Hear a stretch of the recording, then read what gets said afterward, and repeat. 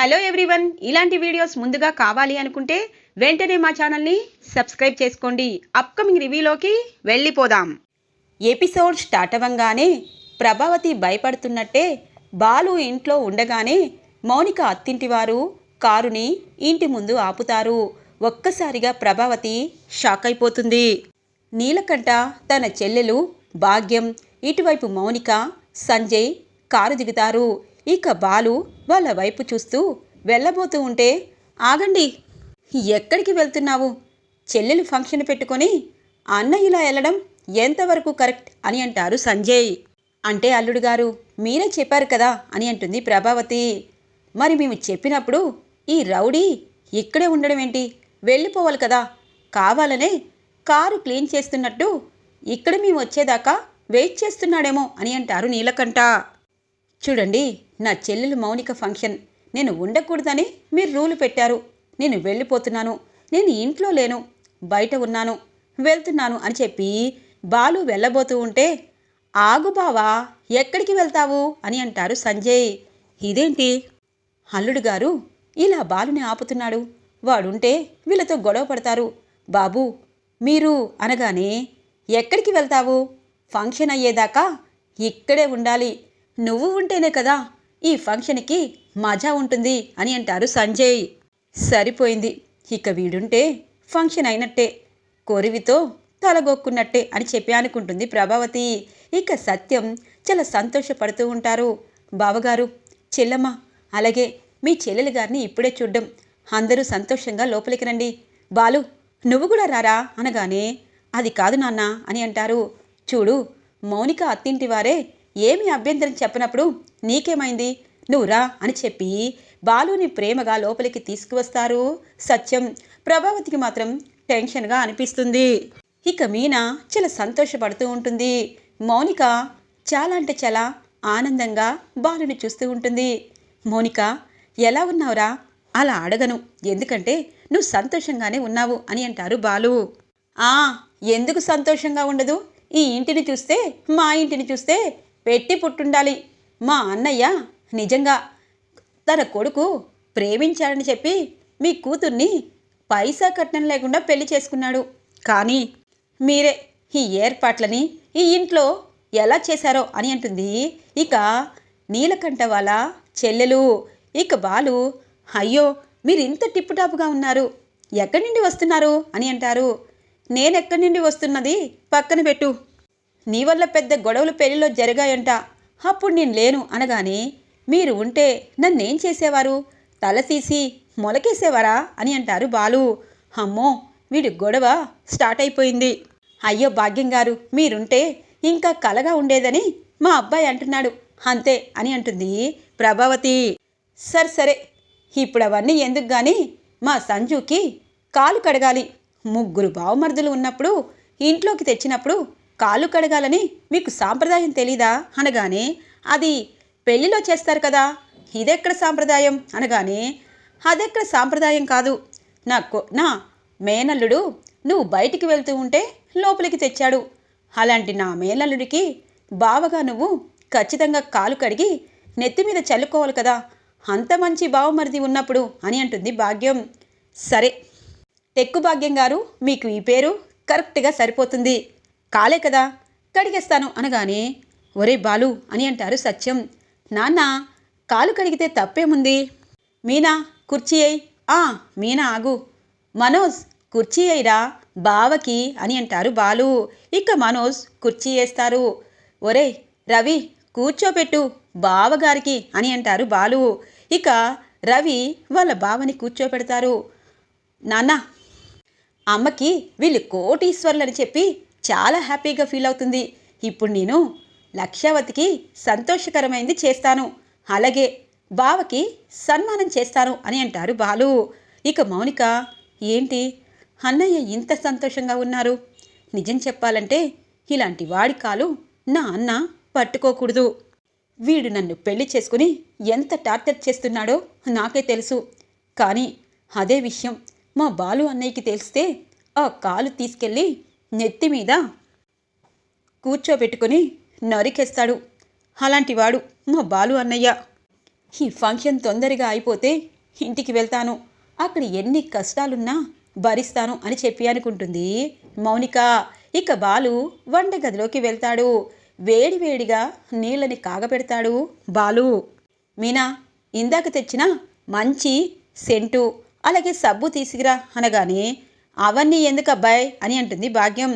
అయ్యో, మీరు వరుసకి పెద్దమ్మో పిన్న నాకు తెలీదు, టెక్కు భాగ్యం గారు అంటే బాగుంది కాబట్టి అల్లుడు గారిని ఎంత పద్ధతిగా ఎంత మర్యాదగా చూసుకోవాలో అలా చూసుకుంటాను అని చెప్పి వేడివేడి పొగలు కక్కిన నీళ్ళని తీసుకొచ్చి పెడతారు. సంజయ్ ఒక్కసారిగా షాక్ అవుతారు. ఇటువైపు మనోజ్, రోహిణి, ఇటువైపు రవి, శృతి, మీనా షాక్ అవుతారు. బాలు, ఏం చేస్తున్నావు అని చెప్పి అంటుంది ప్రభావతి. అమ్మా మాతాశ్రీ, అల్లుడు గారికి కాలు కడుగుతున్నాను అనగానే, అమ్మో నాకేమీ అవసరం లేదు అని చెప్పి సంజయ్ పరుగు పరుగున లేచి పైకి లేస్తాడు. ఇదేం మర్యాదలు, మీరు చాలా మర్యాదస్తులు అనుకున్నాము, నా మేనల్లుడిని ఇలాగా ఇలాగా అని అంటుంది భాగ్యం. చూడండి, మేము అన్నీ సాంప్రదాయంగా చెయ్యాలనుకుంటే తానే లేచిపోయాడు, కొంచెం సేపు భరిస్తే కాళ్ళనేవి కడిగేసేవాడిని కదా వేడివేడి నీళ్ళతో అంటాడు బాలు. ఈ అబ్బాయి ఇలా ఉన్నాడంటే నిజంగా మన కుటుంబాన్ని ఇంకేం ముందుకు సాగనిస్తాడు అని అంటుంది టెక్కు భాగ్యం. చూడండి, మా అబ్బాయిని ఇలా అవమానిస్తారని అనుకోలేదు అనగానే, చూడండి బావగారు, నా కొడుకు ఎప్పుడూ చాలా బాగా చేస్తానని అనుకుంటాడు, అందుకే వేడి నీళ్ళు తీసుకొచ్చాడు, అవి చల్లారేదాకా అల్లుడు గారు కూర్చుంటే సరిపోయేది కదా అని అంటారు సత్యం. ఇక ఫంక్షన్ మొదలవుతుంది. వచ్చిన సంజయ్ వాళ్ళ మేనత్త అడుగడుగున వాళ్ళ ఏర్పాట్లని కించపరుస్తూ ఇక అందరినీ అవహేళన చేస్తూ మాట్లాడుతూ ఉంటుంది. ఇవన్నీ రోహిణి, ప్రభావతి, ఇటువైపు శృతి అందరూ చూసి చూడనట్టు పక్కకి వెళ్ళిపోతారు. ఇక మౌనిక, మీనా వదిన, రోహిణి వదిన, శృతి వదిన, మీరేమీ పట్టించుకోవద్దు, ఈ ఫంక్షన్ అయ్యేదాకా మనం సైలెంట్గా ఉండాలి అనగానే, చూడు, ఇది ఎవరి ఫంక్షన్? మా ఆడపడుచు ఫంక్షన్. మా ఆడపడుచు ఇక్కడికి వచ్చి సంతోషంగా ఈ తాలిబొట్టు మార్చే కార్యక్రమం పూర్తయ్యి తన అత్తవారింటికి సంతోషంగా వెళ్ళడమే మాకు కావాలి. చూడు మౌనిక, మీ అన్నయ్య బాలు ఉండకూడదని రూలు పెట్టారు, తర్వాత నీ భర్తే ఉండమని చెప్పాడు, దానికంటే సంతోషకరమైంది ఏమీ లేదు. అన్నలు ముగ్గురు ఈ వేడుకని కళ్ళారా చూస్తారు అని అంటుంది మీనా. అవును మౌనిక, మేమేమీ పట్టించుకోవట్లేదు, ఎందుకంటే ఈ ఇంట్లో ప్రతిరోజు బాలు మమ్మల్ని టార్చర్ పెడతాడు, ఇక మీ మేనత్త టార్చర్ పెట్టినా మాకు లెక్కగా లేదు అని అంటుంది రోహిణి. బాలు కరెక్ట్గానే మాట్లాడతారు, అందుకే ఎవరం నోరు విప్పి మాట్లాడలేదు, కానీ ఆవిడ గారికి అన్నీ బాగా ఉన్నా కావాలని వంకలు పెడుతుంది. ఇంతకీ ఆవిడ గారు ఎక్కడ ఉంటారు రోహిణి అని అంటుంది శృతి. అంటే వాళ్ళ కూతుర్నిచ్చి సంజయ్కి పెళ్లి చేయాలనుకున్నారంట, కానీ నన్ను అనగానే బ్రతికిపోయింది వాళ్ళ అమ్మాయి అని అంటుంది శృతి. ఇక శృతికి అన్ని నిజాలు తెలుసు అనుకుంటా, శృతి అదృష్టవంతురాలు అని అనుకుంటుంది మౌనిక. ఇక మౌనిక తాలిబొట్టు మార్చే కార్యక్రమం జరుగుతూ ఉంటుంది. ఇక ఆ చైన్ని చూస్తుంది టెక్కు భాగ్యం. ఎన్ని తులాలు ఉంటుంది అనగానే, 2 లక్షలకి ఎన్ని తులాలు వస్తాయి అని అంటారు బాలు. అంటే దగ్గర దగ్గర 3.5 తులం ఉంటుందా అని అంటుంది. అదేంటి, ఒంటి నిండా బంగారం వేసుకున్నారు కదా, నాకు లెక్క చెప్తున్నారు, మీ ఒంటి మీద బంగారం ఎన్ని తులాలు అన్నారు బాలు. అమ్మో, నావన్నీ పిచ్చివని ఈ బాలుగాడు కనిపెట్టేస్తాడు. నేను మా అన్నయ్య ఇక్కడ కబ్జాలు చేసి చాలా డబ్బులు సంపాదించారు, నా కూతుర్ని సంజయ్కిచ్చి ఆస్తిని కొట్టేయాలనుకున్నాను, కానీ కుదరలేదు. ఇప్పటికీ మించిపోయింది లేదు, ఈ మౌనికని అత్తవారింట్లో టార్చర్ పెట్టి పంపించేస్తాను, ఇప్పుడు ఎక్కువగా ఆలోచించకూడదు అని అనుకుంటుంది టెక్కు భాగ్యం, సంజయ్ మేనత్త. ఇక తాలిబొట్టు కార్యక్రమం జరిగిపోయాక అందరూ ఇంటికి బయలుదేరాలనుకుంటారు. సంజయ్కి, ఈ బాలుగాడికి నేనేమి చేయలేకపోతున్నానేంటి, ఈ మౌనిక ఇక వారానికి ఒకసారి పుట్టింటికి వస్తుంది, నేనిప్పుడు పెద్ద ప్లాన్ వేయాలి, ఆ ప్లాను ప్రకారమే ఇక్కడి నుండి మౌనికని శాశ్వతంగా పుట్టింటికి దూరం చేయాలి, ఆ బాలుగాడికి తగిన శాస్తి జరగాలి అని చెప్పి ఇక లోపలికి వెళ్ళి గుమ్మానికి తలని కొట్టుకుంటాడు సంజయ్. బ్లడ్ వస్తూ ఉంటుంది. కరెక్ట్గా బాలు, హే ఏమైంది నీకు అనేలోపు ఇక పరుగు పరుగున కిందికి వచ్చి, డాడీ, అత్తయ్య, ఈ కుటుంబానికి చాలా పొగరు ఉంది. మనల్ని ఇంటికి రప్పించి వీడితో నన్ను కొట్టిస్తున్నాడు. ఇదంతా ఈ మౌనికే చేసింది అని చెప్పి తలని పట్టుకొని బాదుకుంటూ ఇక బ్లడ్ని ఇలా ఆపుతూ ఉంటాడు సంజయ్. ఒక్కసారిగా షాక్ అయిపోతారు ప్రభావతి, సత్యం, అక్కడే ఉన్న అందరూ. ఇక బాలు, నేనేం చేశాను?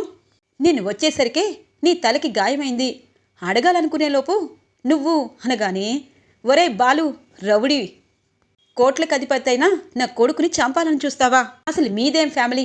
కనీసం అగ్గిపెట్టి లాంటి ఇంట్లో కూడా ఇప్పటిదాకా మేము ఉన్నామంటే అదే ఎక్కువ. అలాంటి నా కొడుకుని చంపాలనుకుంటావా? అసలు మీరు ఏం మనుషులు అని అంటారు నీలకంఠ. అన్నయ్య గారు, ఏదో తప్పు జరిగింది అని అంటుంది ప్రభావతి. హాపమ్మా, నా కొడుకేదో ఈవిడి గారిని ఇష్టపడ్డాడని పెళ్లి చేస్తే ఇప్పుడు వాడు ఉండకూడదని చెప్తే నా కొడుకు మంచి మనసుతో వాడు ఉండాలి అని కోరుకున్నాడు. అలాంటి నా కొడుకుని చంపాలనుకుంటాడా ఈ రౌడీ?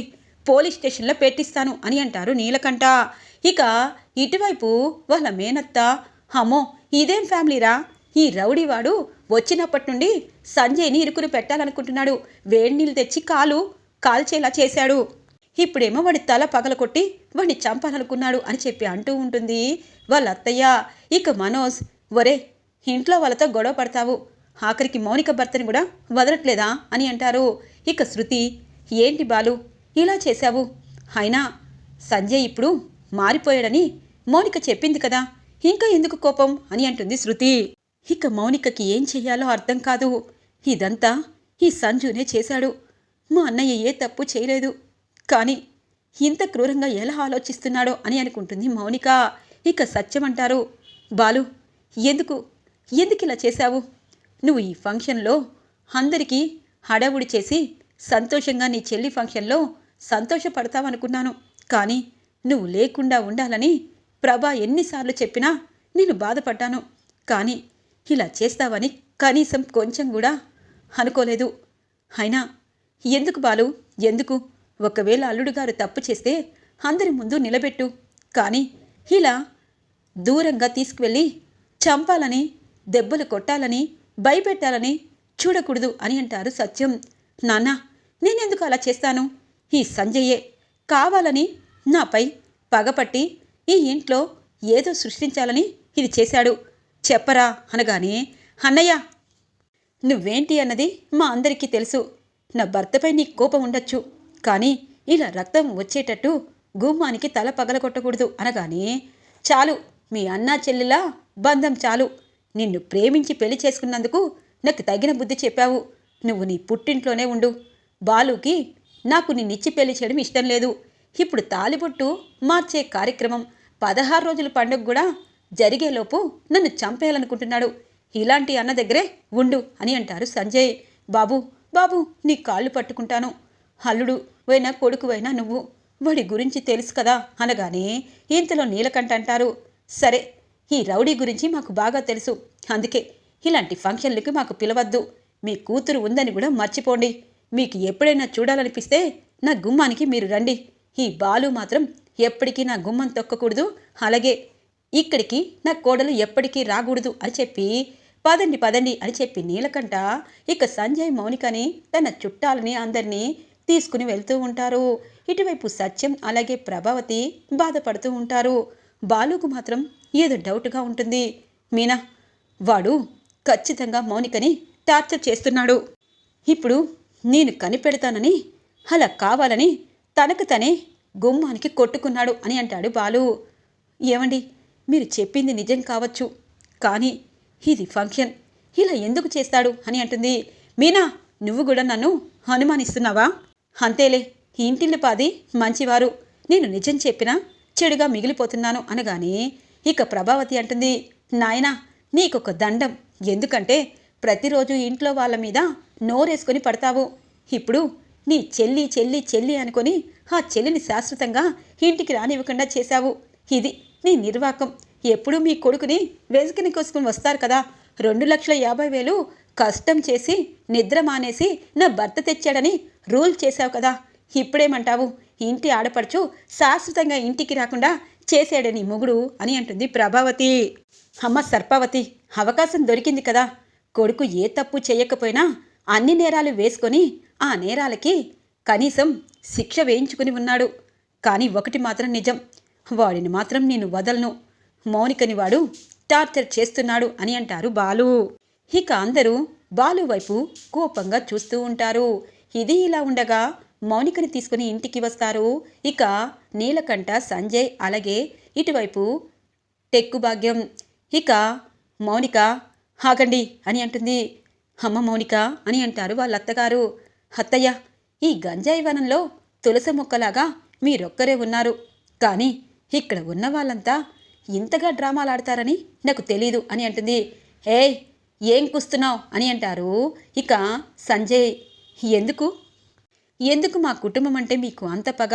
మా బాలు అన్నయ్యకి మీ గురించి పూర్తిగా తెలిసిందని, ఇక నన్ను అక్కడికి పంపించకూడదని మీకు మీరే గుమ్మానికి తల బద్దలు కొట్టుకొని మా బాలు అన్నయ్య చేశాడని చెప్పారు అనగాని, ఓ కనిపెట్టేశావా, మరి అక్కడెందుకు చెప్పలేదు అని అంటారు సంజయ్.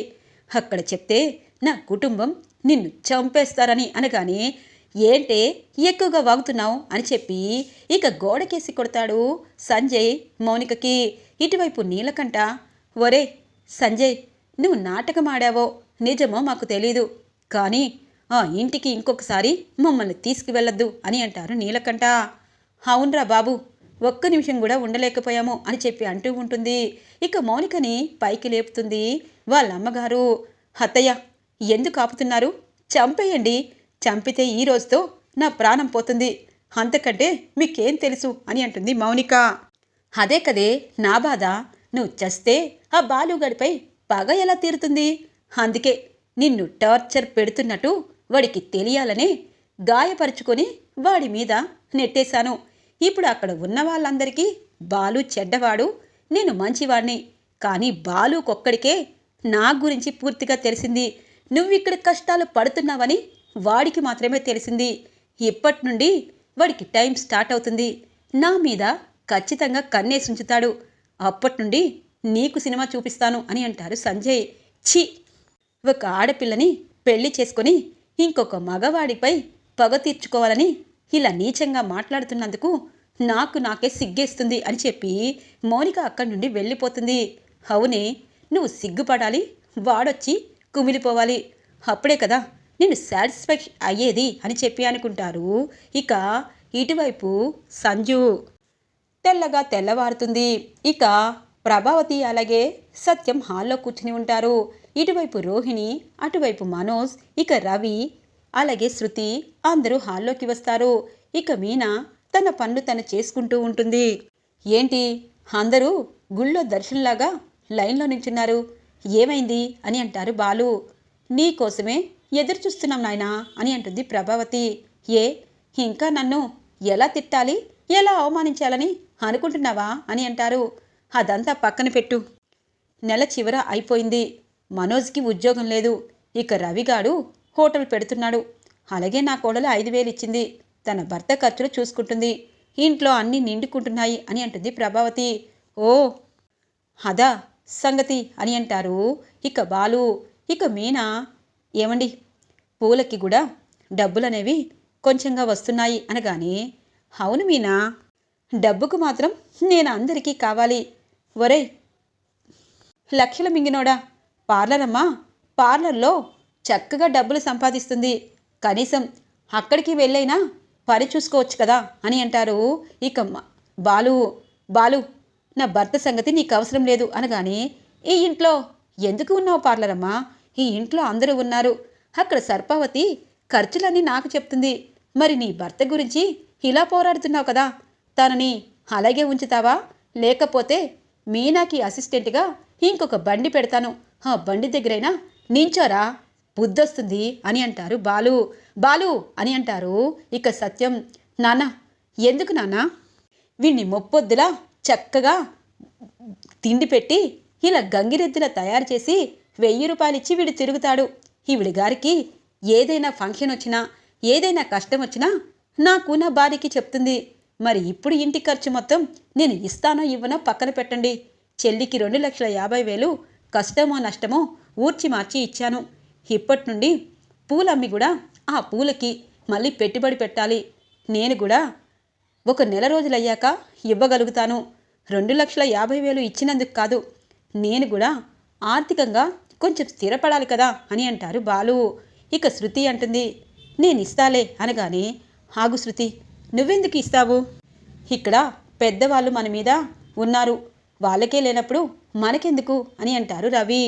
శభాష్ రా, నీలాంటి తెలివితేటలుంటే నేను కూడా 2,50,000 పెట్టకుండా అవి పక్కనేసుకునేవాడిని. డబ్బు డబ్బమ్మా, నిజం చెప్పాలంటే నువ్వు చాలా బెటర్, నా టైపే అనుకోవచ్చు. వీడు మంచివాడే కానీ స్వార్థపరుడు. వాడు రెస్టారెంట్ పెట్టాలి, వాడు ఎదగాలి, వాడు కారు కొనుక్కోవాలి.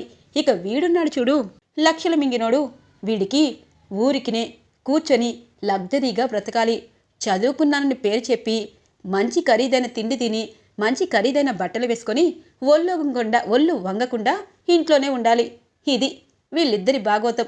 ఈవిడ గారు వీళ్ళిద్దరికీ సపోర్ట్ చేస్తారు అంతే అని అంటారు బాలు.